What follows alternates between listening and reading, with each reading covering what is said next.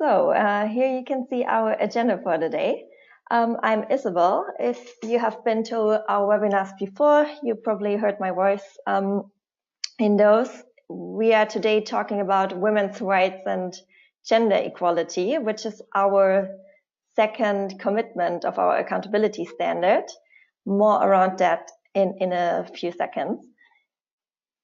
So I will be talking more about the technical side of things, Accountable Now being an organization working with accountability standards. That's how it is for us. But to make this less technical, we invited two presenters that talk about the practical side of things. So how does implementing and being accountable to women's rights and gender equality look in practice? We will learn more from Judy Tang, Head of Gender and Sexuality at Article 19 and their MX method. And we also invited Helene Wolf, who is the chair of Fair Share, which is a new initiative advocating for a fair share of leadership in civil society organizations. We will also have a part where we can discuss about the things that were presented, ask questions, and get answers from the speakers. And we also want to do a little evaluation in the end to hear what you liked about the webinar, whether there's anything we can improve, whether there are any topics you would be interested in the future. And we also give you some information on what the next webinar we will host will be about. So women's rights and gender equality, as I said before, is the second commitment of our Accountable Now accountability standard. If you are not a member of Accountable Now, what this means is that you need to, or if you are a member of Accountable Now, what this means is that you need to report annually against reporting questions that are based on 12 commitments that we have set for our members, women's rights and gender equality being the second. And what our members sign up to is that they say, we will promote women's and girls' rights and enhance gender equality, which is very broad and doesn't tell you too much. Therefore, I'm going to tell you a bit more about something that we call dynamic accountability. And again, this is the technical part, so bear with me for a few minutes and we will go right in the more interesting part with our presenters. What we mean by dynamic accountability is that we want to go beyond just setting up policies and standards on how we approach these things. Go and listen and be responsive in our decision making with those marginalized due to their gender. So we also like to call this meaningful engagement. And what this means can look quite different based on your organization, based on your context. But again, as I said before, this is really about avoiding tokenism in the way you are trying to advance women's rights and gender equality. Another aspect of dynamic accountability is that a CSO should lead by example to address gender inequality and ensure these rights are respected in all that we do. So it's not just around having certain policies in place in our programming, but it's also around structures we have in the organization and also employment practices, what our second presenter, Helene, will tell you more about. And a last step that you need to consider when you want to be accountable to the commitment of women's rights and gender equality is that this is not an issue that the CSO can solve alone. You need to work closely with a diverse group of stakeholders in the promotion and respect of gender equality, including the hard-to-reach ones. So listening, being responsive, engaging those groups meaningfully might take a lot of time. You need to get donors on board for this approach. You need to be accountable to your staff and make them understand what advancing these rights mean. But these are only a few aspects around dynamic accountability in women's rights and gender equality. If you want to learn more, I encourage you to visit our website or also read the blog of my colleague Eski on our website. That tells you a bit more what this means in practice. So yeah, how does this look like in practice? A question we hear quite often when we talk about this, when we talk about our standard. Again, this is very technical. So I'm handing over to Judy now from Article 19, and they will talk about something which is called the MX method. So Judy, are you ready? Thank you. Thank you, Isabel, for that introduction. And it really is a pleasure to be part of this webinar series and to share Article 19's gender strategy. First, I'd like to explain the name of our strategy, which is the MX or MIX method. MIX is an English language honorific, so it's used alongside Mr., Ms., Mrs., and so forth, but it doesn't indicate gender. So our use of the term mix is because we believe that everybody should have the ability to determine their own identity and choose how to express that. We're a freedom of expression organization. And also we want to normalize the term mix because gender strategy is about challenging the status quo after all.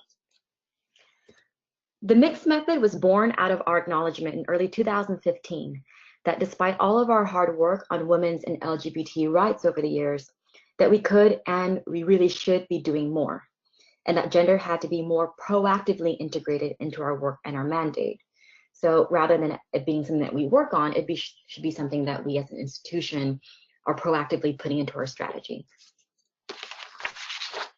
Since then, we have written it into our strategy, and in it, we are striving to go beyond quantifiable measures. So going beyond getting X% of X person involved in X activities, but we also push ourselves to learn more about and alter cultural, structural, and systemic factors that allow discrimination to persist.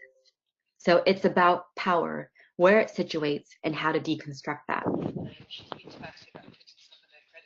So bear in mind that our approach is exactly that. It's an approach, and it's not a singular definitive plan.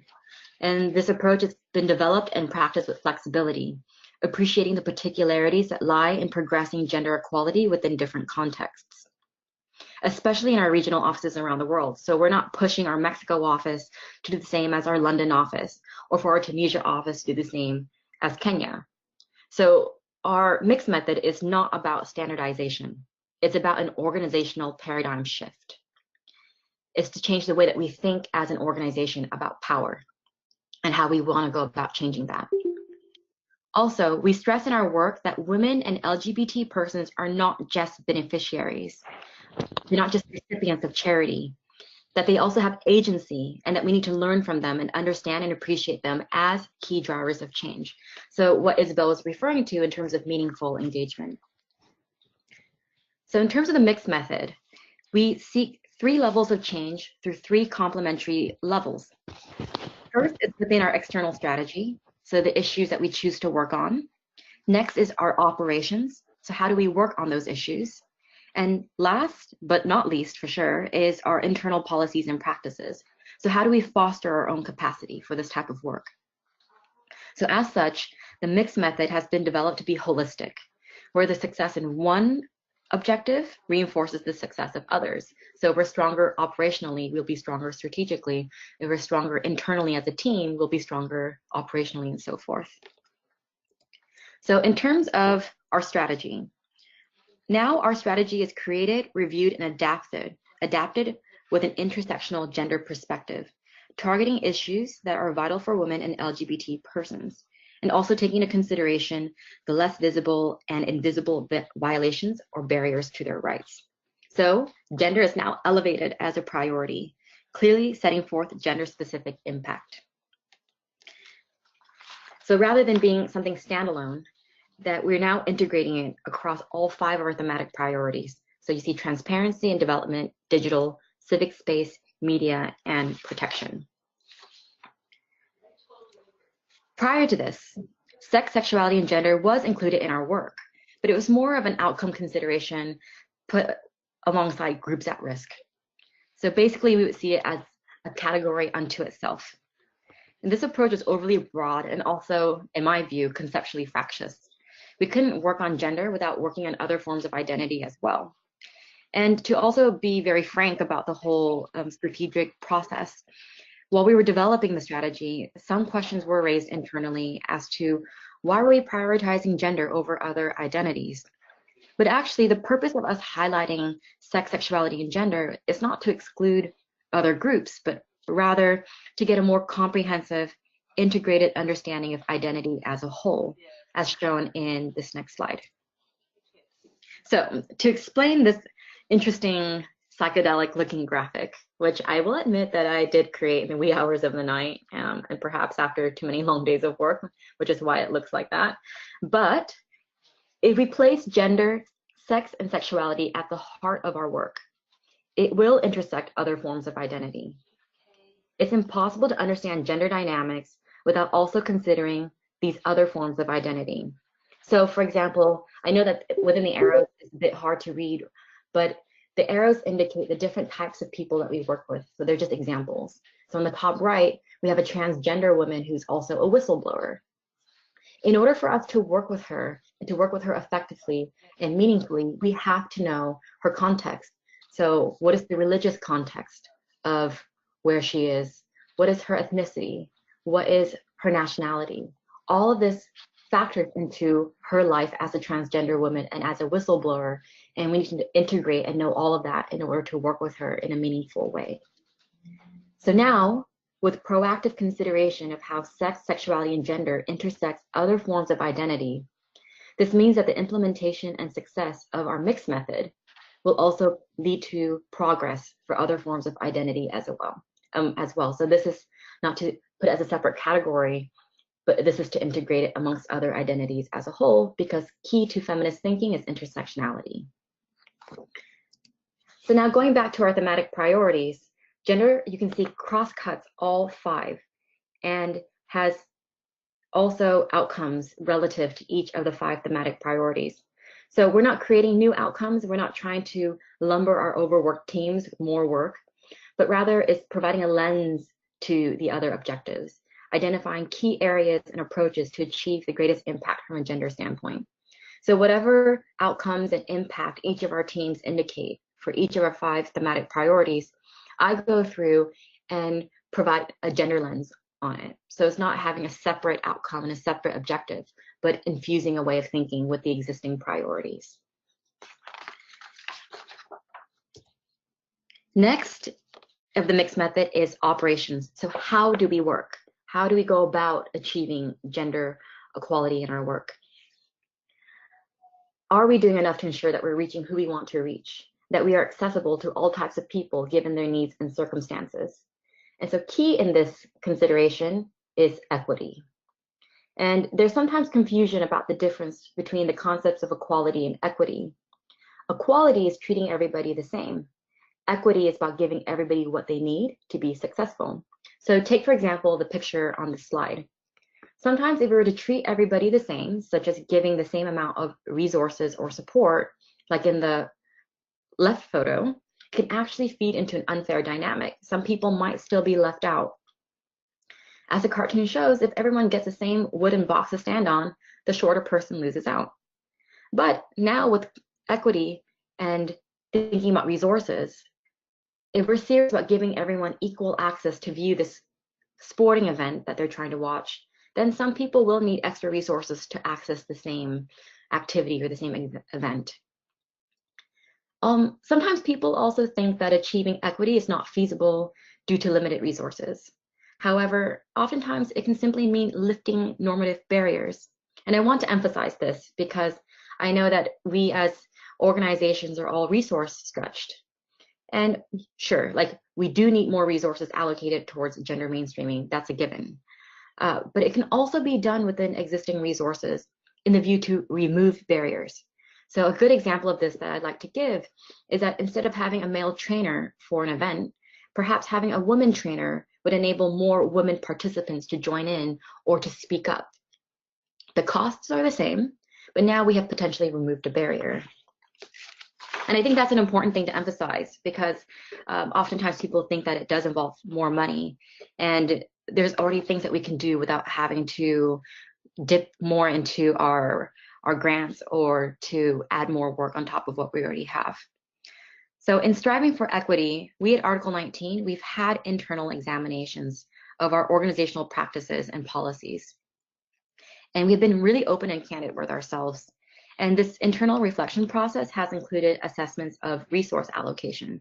So do we have enough funds dedicated to gender inclusion in each fundraising proposal? What we're trying to do now is to make sure that in every fundraising proposal that we do, that we include funds for this. Also, another consideration in terms of funding is childcare available for parents, especially mothers, should they want to attend a training? And in terms of facilities and bookings, is the venue safe after sunset? Can they be accessible with transportation or public transportation? And are the facilities that we're using accessible for persons with disabilities? Another question that we ask ourselves in terms of participation: are our LGBT trainings involving people from the lesbian, gay, bisexual, and transgender communities? Or are certain groups within the LGBT community absent? If they're absent, and why? So it's also being meaningful when we use LGBT, because the LGBT community, whilst we're using the term community, is not monolithic. In terms of activity evaluation and monitoring evaluation, are we capturing the right disaggregated data to reflect gender inclusiveness or the lack thereof, and following up to measure impact in an intersectional way? And another example is promotional materials. Is our information being disseminated over diverse channels, or are we just putting it on our website and presuming that that's accessible? Is our imagery and our symbols objectifying? Are we ensuring that women and LGBT persons are not being excluded or stereotyped in the pictures or the language that we choose to use? So a lot of questions that we've asked ourselves, and these are just some examples of those questions in our internal reflection process. And then next is, of the mixed method, is looking internally. So looking at our capacity and who we are as an organization and as a team. And very importantly and critical to the success of the mixed method, and I would say our overall strategy and our success as an organization, is this assessment of who we are, the types of values that we instill within all of our staff, and the environment and mechanisms that we establish to support a diverse and inclusive workplace. So it's not enough for us to say that we care about gender equality and that it's important and that we want to focus on it externally, strategically. It's also not enough for us to say we're going to change some of our operations and make sure that we have better training feedback forms, that we have better communication channels, but we also have to change ourselves as an organization. If we're going to talk the talk, we got to walk the walk and also practice what we preach. So what does this mean? Towards this, we have multiple iterations of organizational reviews, assessing our culture and putting into place or amending policies such as our sexual harassment policy, whistleblowing, looking at our family leave policy, and making sure that we also have the mechanisms in place to support those policies. And another major thing that Article 19 did as well was put resources and personnel behind this work. And hello, that's me. So they gave me this role. And it has made a big difference to have a staff member solely dedicated to this work, because it needs time, it needs space, it needs consideration. It needs someone to speak with each regional office to understand the cultural nuances, to understand fears and apprehensions, to understand individual objectives, and to weave that carefully into our strategy and into our operations, and to see where the gaps lie and feed that back to our human resources team. So it really does need a dedicated team for this. And so that's our mixed method. There's 3 levels: strategy, operations, and internal. And we're still working on it. I don't think we'll ever be done learning. And so we will always have more to share about how we are progressing this. And these are my contact details if anybody ever wants to reach out to me to share what your organizations are doing and to learn more about what we're doing at Article 19. Thank you. Thank you, Judy, for that really engaging presentation. And I really loved what you said around, yes, it's about internal. And that's what's also reflected in our accountability code. We talk about the commitments we want to achieve. We talk about the way we want to achieve them, but also how we need to change internally. And talking about internally, I want to hand over to our second speaker, Helena. Hello, everyone. My name is Helena, and I have the honor to present a very new initiative that I have started with a couple of other, mostly women from the international civil society sector, to achieve a fair share of women leaders within our sector. And thank you very much, Judy, for your presentation, because it really fits well to our approach to look at the internal structures of international civil society organizations, and exactly what you said, are they walking the talk? We saw that our sector has been very good in mainstreaming gender within their programs, within their approaches, and in their external work with communities and beneficiaries. A lot has happened in this area of our sector, but when you look at the internal structures within these organizations, and especially at the leadership of these organizations, not so much yet. And in the wake of the Me Too debate, but also the safeguarding crisis that the sector experienced last year, we started to look into this more deeply. And the first surprise that we had was that there was hardly any data available. So all we found was some really old studies that only focused on some national civil society organizations, and there was no real information available how the sector was doing in their leadership representation when it comes to gender and especially women. So the only kind of assumption that we found was that the sector is run by women as a workforce. So we saw lots of studies saying that the workforce is largely women, up to 70%, but not in the leadership. And if this is true, it means that those women who work in civil society don't make it to the top. And our approach was then to say, well, if 70%, for example, are part of the workforce, they should also be represented 70% in the top leadership, meaning the senior management teams and boards of civil society organizations. So based on this kind of first scope of the sector, we brought together a number of women from different organizations, different backgrounds, to talk about what could be potential factors and also aspects to pick up in order to change this. And the first thing we did, and we just launched this last week, was to create what we call a fair share monitor. So we researched the data of 30 organizations in the civil society sector and how many women they have on their leadership teams and how this is reflecting the number of women they have on their staff.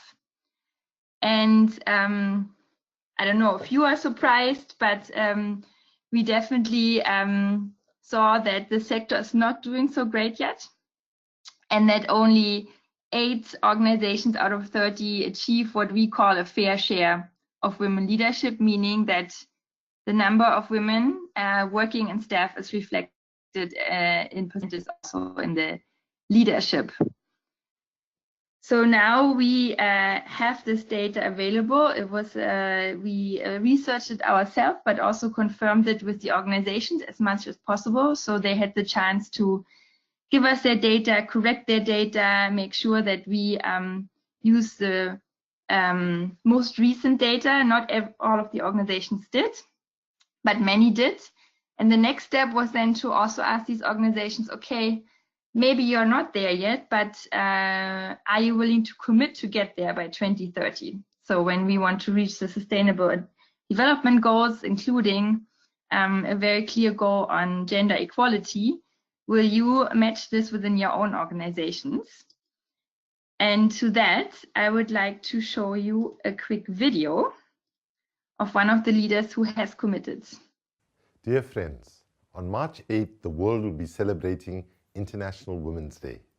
It is clear in 2019 that we need this day more than ever to celebrate the power and efforts of women worldwide to bring about equality. But the incredible rise of social justice movements like Me Too also remind us that we need accountability and action from all parts of society in order to bring about change. That includes within NGOs. On average, 70% of positions in NGOs are held by women, but that is not matched at the very senior levels. The same is true of the International Secretariat at Amnesty International, which I lead. As feminists, we need to commit to redistributing the imbalanced power structures that for far too long have benefited men at the expense of women. That is why today we are committing to increase the number of women in the senior leadership and board level at Amnesty International. Our aim is to have 70% of these positions occupied by women by 2030, ideally well before then.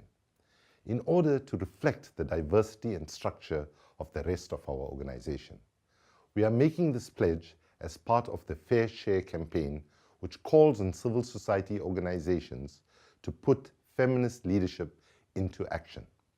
I call on my peers to join me in making this pledge. We need to be the change we want to see in the world. We need to ensure that all forms of diversity that reflect the full extent of the human experience is found in all our movements. Thank you very much for your attention. So Kumi of Amnesty is just 1 out of 10 organizations that have committed to achieve a fair share of women leaders by 2030 at the very latest. But what is also clear, this is not, and I think Judy has been very clear on what this means. It doesn't just mean a numbers game and changing your recruitment methods. So to achieve this, we think that international civil society organizations will have to change their culture. And I think Judy was a great example in her presentation what the organizations could potentially do to get there. We think the second step is to really mobilize but also support women so that they can actually get there and that they have the support that they need to achieve those leadership positions and thrive in them. And the third aspect is also around power. And I think Kumi Naidoo says this very well in his video, that there is a power imbalance and power structures that have kept women from reaching those positions in the past. And if we don't address those power structures, it will be very hard to achieve those goals.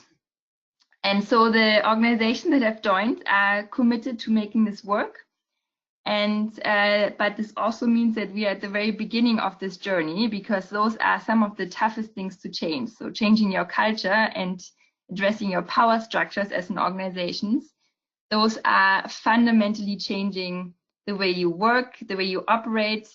And I think Article 19 again was a great example of how this has to be included in everything you do. So this is a massive transformational change process that potentially will change these organizations at a large scale, and then having more women in leadership is just one aspect of that. But we believe that this will drive and trigger other changes, and also for other minorities and other marginalized groups at scale.